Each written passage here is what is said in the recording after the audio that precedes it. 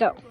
Hi everybody, my name is Miss Erica and I'm going to read one of our favorite books that used to be in the Demmer Library, but it's so old now that it's starting to fall apart, which makes me really sad.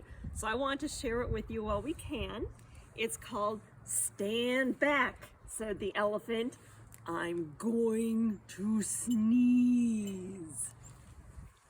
By Patricia Thomas, illustrated by Wallace Tripp.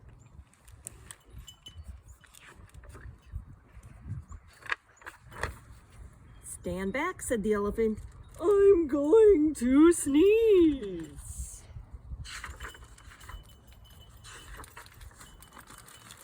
Stand back, said the elephant. I'm going to sneeze. I hate to alarm you, but I don't wish to harm you. My friend, I fear it is clear. Oh dear, you better stand back. I'm going to sneeze.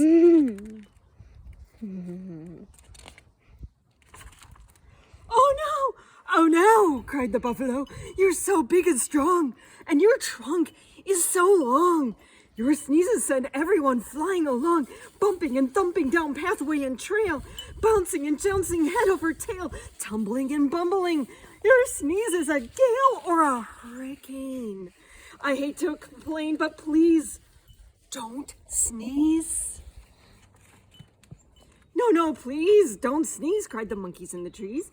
When you sneeze, you make such a breeze.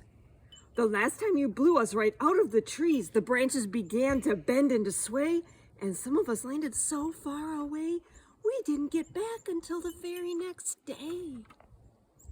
The leaves all went whirling and tumbling and swirling, and the flowers shook for hours. The last time you sneezed, even a cough would knock some of us off. Oh, please don't sneeze. With a shriek, the parrot opened his beak. The elephant says he's going to sneeze. Oh, elephant, please, cried the birds in the trees. The last time you sneezed, we lost every feather. We don't know whether we'd ever get it back together.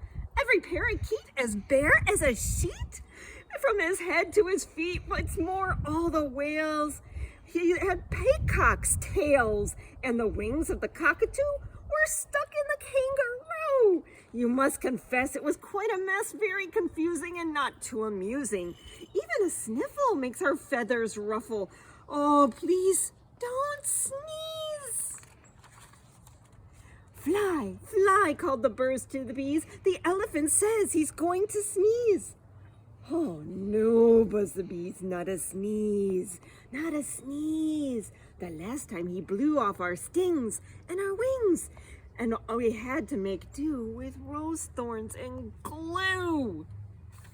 Furthermore, what a shock, we all had to walk on our knees, if you please, and it's hard on bees' knees while our wings grew back. What a sin. Oh, please don't sneeze. Beware, beware, called the bees to the bear. The elephant says he's going to sneeze. Oh, no, please, not a sneeze, said the bear. That's not fair. I declare the last time he sneezed, he blew off all my hair.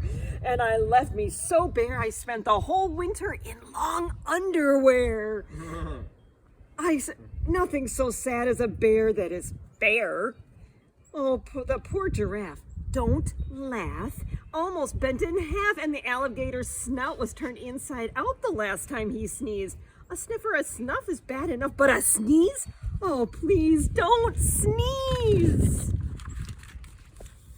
I don't suppose you could hold your nose or wait a while, asked the crocodile with a little sad smile.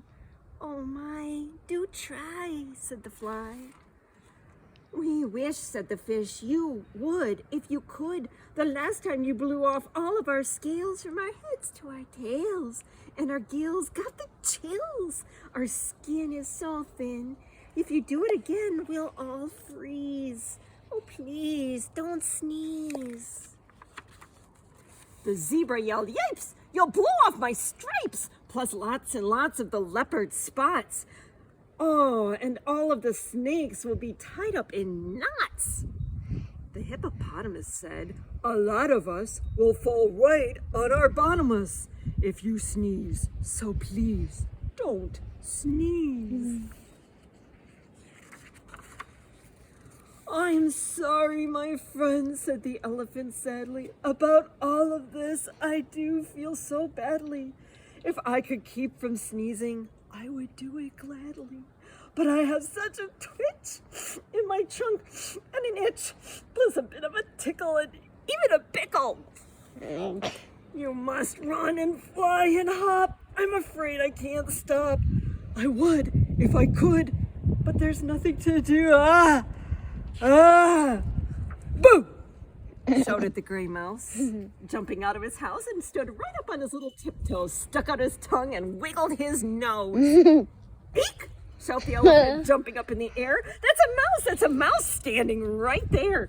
I must hide in a tree before he gets me, or jump in a lake. Oh, for goodness sake, please don't scare me! Oh, do spare me!" The mouse laughed. "Oh, pooh, now what could I do? A little thing like me? A big thing like you? I only wanted to give you a scare and it worked, sure enough, as you're standing there.